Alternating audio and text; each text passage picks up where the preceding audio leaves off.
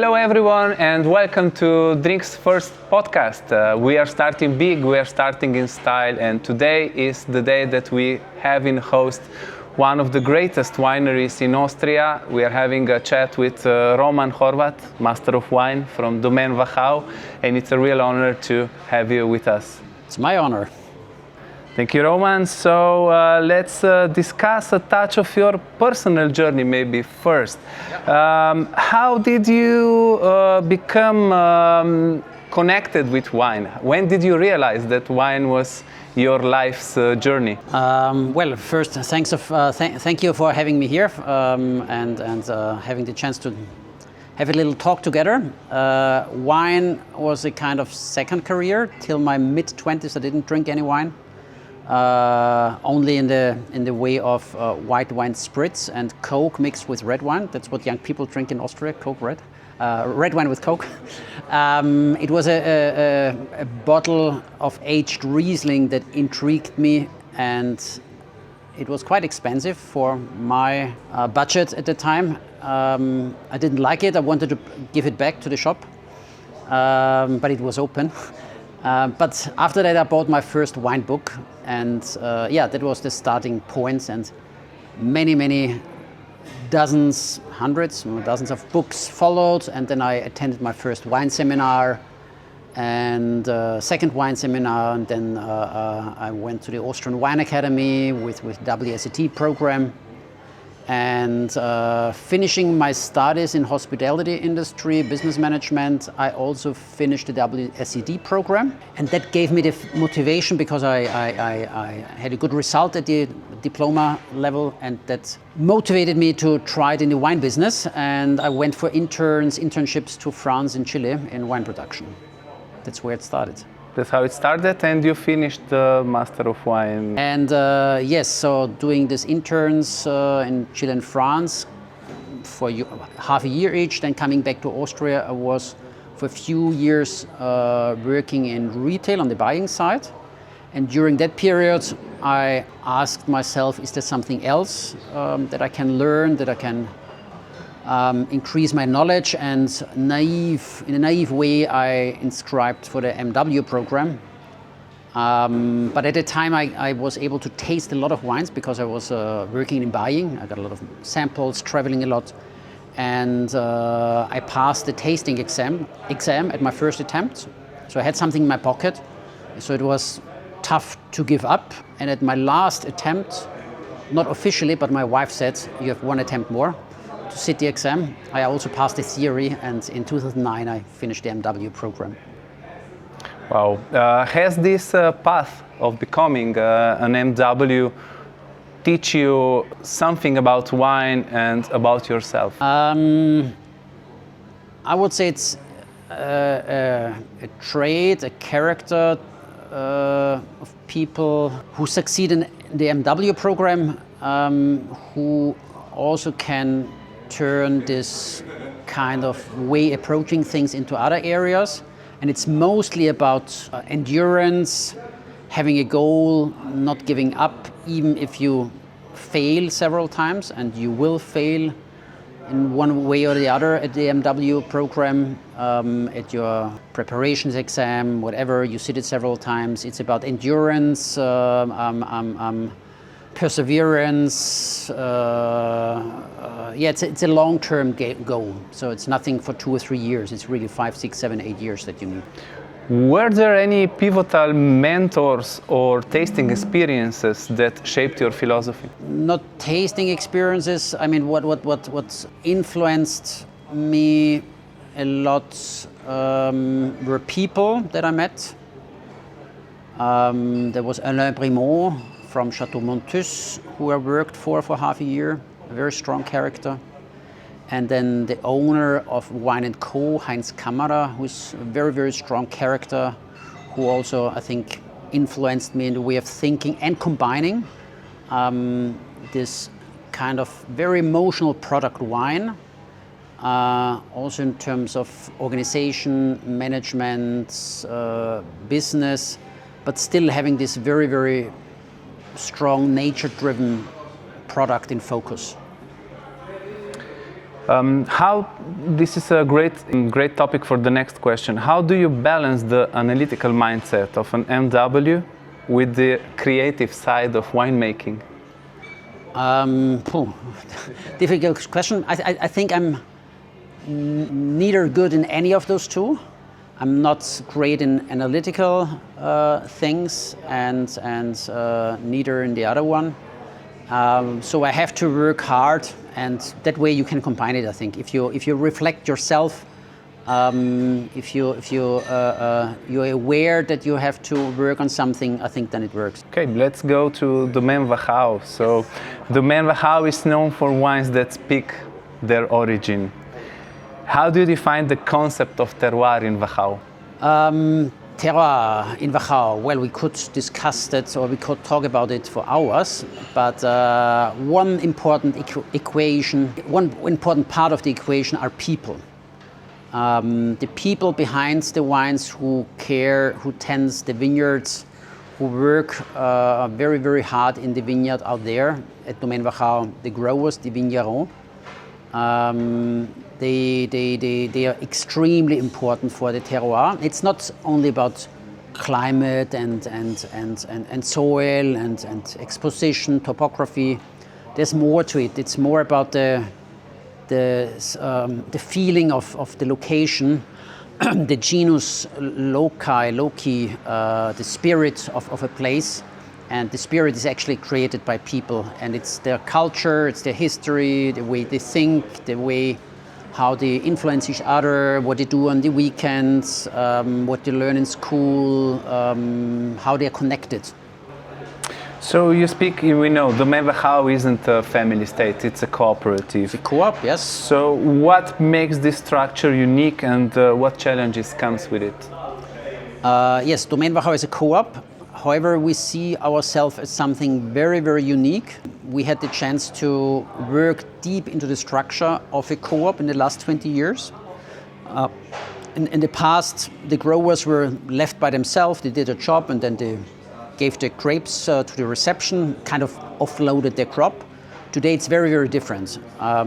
It's a plot-by-plot management. It's not about bringing grapes somewhere. It's about tending and caring about the vineyard. It's a full-time job, extremely demanding.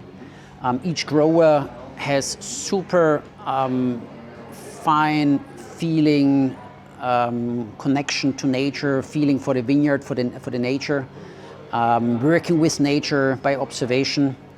And what we introduced in the last 20 years is the process management next to it, organization, and modern viticulture. That's also very important. You cannot work the same way as 20 years ago. Climate change, extreme weather patterns, we exploited the soils in the past. So it's mostly about regenerative farming, composting, cover cropping, to have living soil and energy in the soil. So Domaene Wachau is actually 250 growers. It's 200 growers, yes, 200 growers, yeah. 200 families actually at the end. 200 growers, and behind each grower stands a family, maybe a couple, a wife, sometimes 2 generations, sometimes kids, sometimes relatives. And most of the year the grower or the couple work themselves in the vineyard, but when it comes to peak times, they help each other. Especially during harvest time, you need many, many hands, and during harvest time we have 2,000 hands out there. It's the grower with friends, with relatives, and extremely agile and flexible out in the vineyards. Picking is something very demanding, full of, so you need skills for picking in our region because it's humid climate, you have rot infection, you need to select, we pick in several passes. It's a real people's business. So you mentioned it's a difficult job, picking, maintaining the vineyards. How do you motivate them to go beyond average, to farm with passion and not just think about this as a production? Yeah, I think this is a kind of not correct question. So why should the owner of the vineyard, the owner of this unique piece of land, be less motivated than an employed worker, temporary worker, seasonal workers, No, it's not. They have an intrinsic motivation because it's their own land and they want to do the best on this piece of land and they want to give it to the next generation. What we offered and supported as Heinz Frischengruber, my person, and our team, who have other areas of knowledge, because our growers, farmers, they do not need to care about social media or about accounting, selling wine in Singapore, Stockholm, or Ljubljana. They have only one job, and their job is being in the vineyard, being the best people in the vineyard, the very, very best.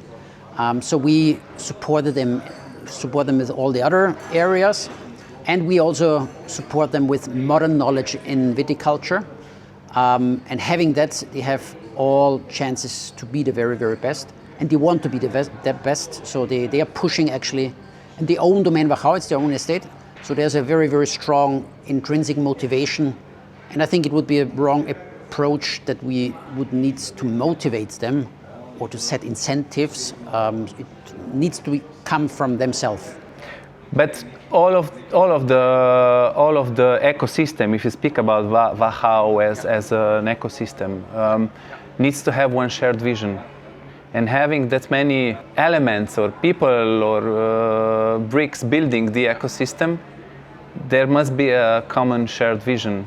The common shared vision is the region, is this impressive natural area, the landscape, this great terroir. And what they also have in common is this very, very demanding job, because machinery use is very, very little. So there's a lot of handwork behind this wine production, working on steep terraces, high altitude, cool climate, late ripening. You have these dry stone walls that you have to maintain, that you have to build and maintain.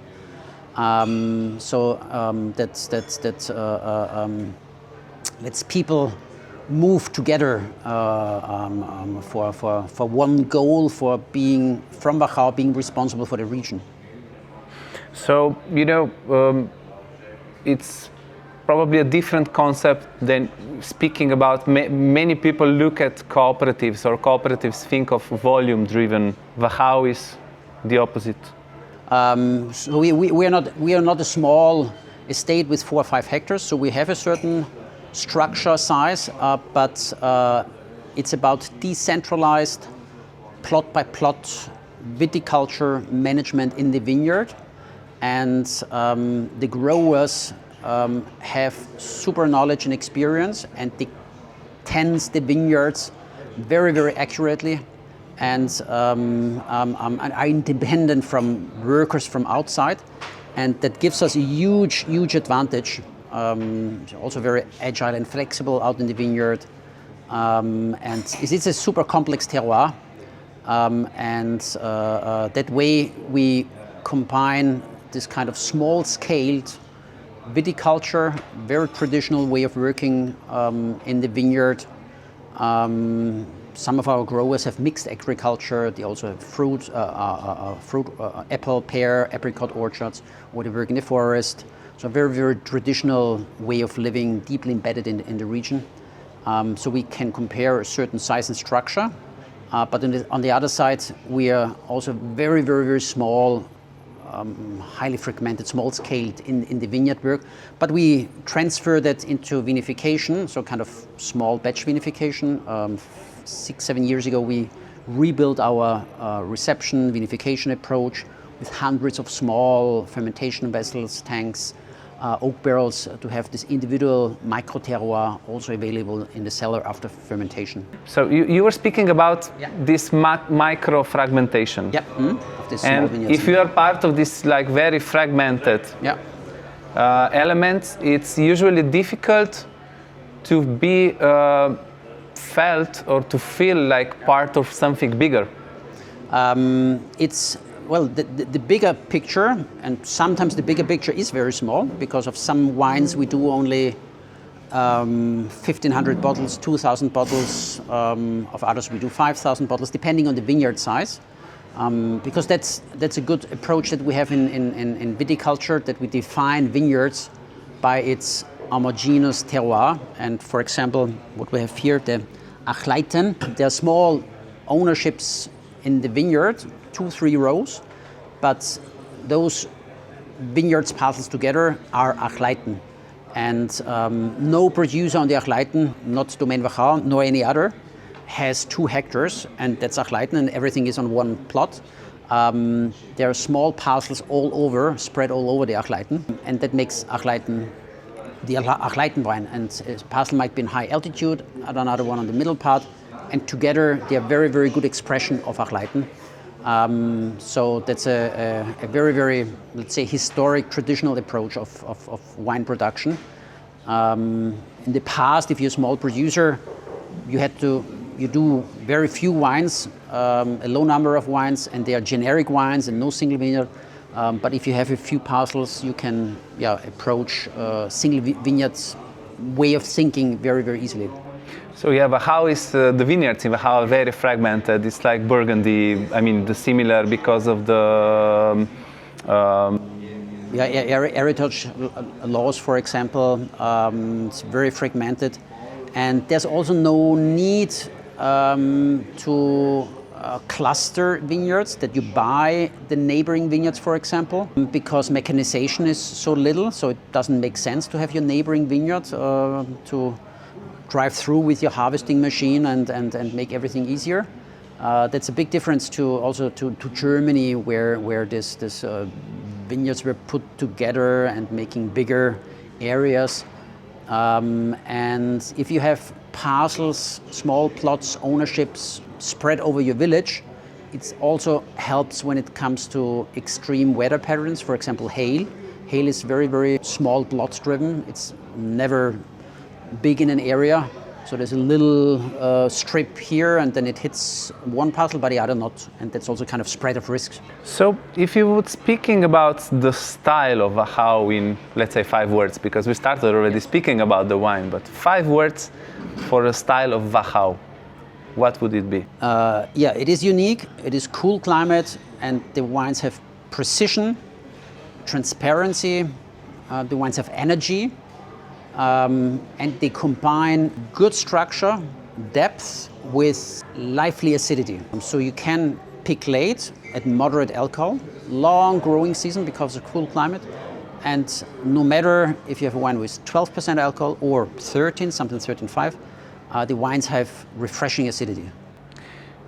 You mentioned purity and transparency. So how do you maintain purity and transparency in wine without making it clinical? Healthy fruit, very, very healthy fruit.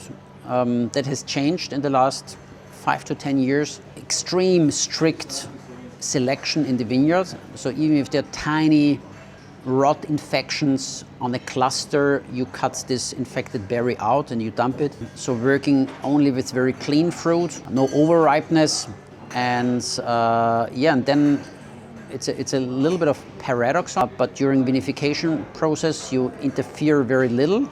You let the wine go, but because of the purity of the fruit, the wine will have transparency and purity itself. And you don't need to work super reductive and in a very, very modern way. Actually, you can let it go and can do a little bit of must oxidation and aging the wine on the gross lees. But the wine have this very, very linear, transparent, bright expression. So let's touch Achleiten. Production-wise, and please, can we speak about the wine itself? So here we have the Grüne Veltliner Smaragd Achleiten. Achleiten, a vineyard in Wachauu, which is really special. It's located very centrally, so balanced out in mesoclimate between the warmer eastern climate and the cooler western part. It's very next to the Danube, so there's a strong wind coming from the Danube River, flowing along the Achleiten vineyard. You have the adjacent forest. Geology is very, very specific. Achleiten in total has 18 hectares. As Domaene Wachau, we do close to 6 hectares, 5.8. More or less half of that is Grüne Veltliner, and more or less half of that is Riesling. And it's one of our most, let's say, signature wines. of Domaene Wachau. Also in volume, one of the stronger single vineyard wines available in the market. But on the other side, it's also maybe the most, the wine with absolute unique character. Let's have a sip and see the unique Cheers. character. Cheers.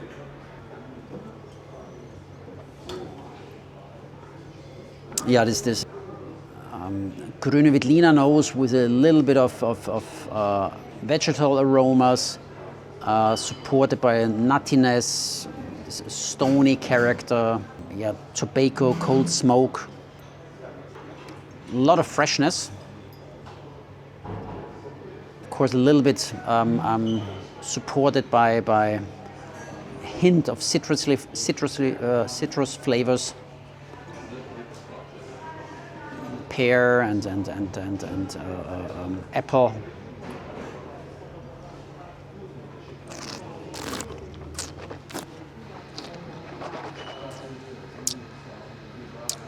Very intense mid-palate, texture round, but the acidity starts at the front of your palate and has a very long structure till the back of your palate. Cleansing acidity, and that's so fascinating about this kind of wine. It has intensity, it has concentration, it has a structure, but it ends, or the drink's extremely refreshing and vital. Yeah, it's very like vertical, really nice backbone on the wine. It's like you could bite the wine actually, and there is really nice minerality on the palate, just lingering around the mouth. So really expressive and really a great rendition of Gruner Veltliner. Let's move on. There is a peculiar question. How do you interpret tradition meets innovation at Domaene Wachau? Well, tradition is something that is widely available. We are a historic estate. Wachau has a strong history as a wine growing region. So our estate started in the 12th century by the monastery of Dürrenstein. That's the town where we're located. We have a huge underground cellar, 50 meters below ground, which we still use, which is also very sustainable. Little use of air conditioning, and we have a little Baroque castle. So tradition is available. What we need to do is work for the future, not at the cost of tradition, but very important is tomorrow. So the thing that we did yesterday does not offer bright future. So sometimes you have to change things, and only because we did it in the past is not the way deciding it for the future. So sometimes we have to redo things and reflect things and start new learning. But at the end of the day, I think it's nicely combined. But even more important for me personally is what we do tomorrow than what we did yesterday. Okay, we will come to this topic. Yes. Okay. There is a special line that has become somewhat in some areas legendary. It's called Backstage. Oh, yeah. What inspired it? Domaene Wachau Backstage, yes. So it's in our backstage corridor. There's a specific corridor in our underground cellar. And it started out of interest and experimentation and learning and doing new things. And almost 18 years ago, we bought our first amphoras because people talked about it and we had no clue what's done with them. And we fermented Grüne Veltliner and the Riesling. And out of this activity started a kind of idea of other options that we could try. But today it's defined in a different way. Today, Domaene Wachau Backstage are things that are not this classic terroir-driven Grüne Veltliner and Riesling. So it's not about natural wine only or about obscure and weird things. They're very, very classic wines in this little portfolio. There's 7, 8 wines. We do a Chardonnay and a Pinot Noir in a Burgundy way, but Chardonnay and Pinot Noir do not have tradition in our region. So it's in the backstage portfolio in a classic Burgundy way, small oak barrels. We have a fortified Grüner Veltliner. That's very, very unique because we have our own distillery. We do Grüner Veltliner distillate, brandy. And we do fortified Grüner Veltliner sweet wine. And one example is the Grüner Veltliner Steinwerk here. Grüner Veltliner fermented in granite and in marble containers, vessels. It's really an imposing vessel when you look at it. How has climate change started shaping your work in the vineyard? Climate change is that's I think one of the major, most important topics has been for the last years and is for the next years. Increasing average temperatures, earlier growing season, blooming, flowering, picking, harvest, extreme weather patterns. Our goal is to build resilient vineyards, that the vineyard, the vine can protect itself, that it doesn't need that much maintenance and interference by people, by us. And work in the vineyard has changed a lot, dramatically. Just some terms, some actions, measures is cover cropping, no bare soils, always covered soils, no tilling, no use of insecticides, increasing biodiversity. Very, very important to see the Wachauu region not as, or the vineyard not as something, as a monoculture, and we want to have fruit here, but to see it from a holistic view. This is the region, and there's forest, there's the Danube, there are floodplains, there are hedgerows and shrubs, there's the vineyard, there are trees, apple trees, peach trees in the vineyard. So to see it as one thing, as something that belongs together. Great biodiversity, to promote that biodiversity. And I think that's the most important tool against or to work with climate change. Consumer trends and consumers are changing. Younger generation is drinking differently. How do you speak to them without losing authenticity? Young people, so you need to be able to think in the way like young people. So we have young people working at Domaene Wachau. We have the next generation of growers and vignerons at Domaene Wachau. They take over the estate at the age of 25, below 30, their vineyards. You need to move around in their areas, habitats. We do events where we try specifically to speak and attract to young people. So we have, for example, a huge wine festival for up to 2,000 people with DJ, food trucks, and have wine producers as friends who pour their wines in our own wines. So that's something that we are very, very much into, speaking to the next generation. If you could predict one major shift in the wine world, what would it be? Drinking less but better. Nice. Well, that's at least what I hope for.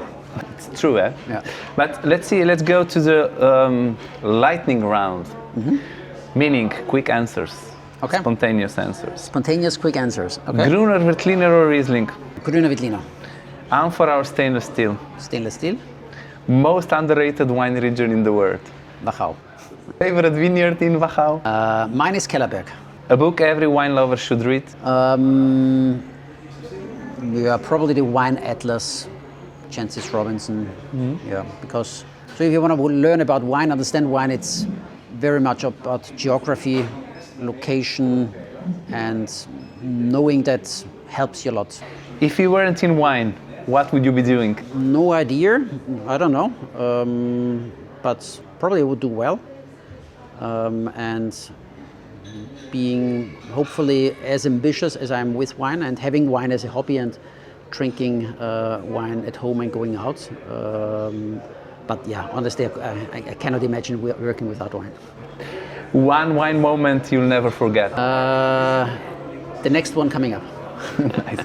Austria in one word. Austria, great people, a small country, great people, very unique wine style. Grüne Veltliner, Blaufränkisch, Sauvignon Blanc. Yeah. If you had to describe the Domaene Wachau's mission in one sentence for 2030, what would it be?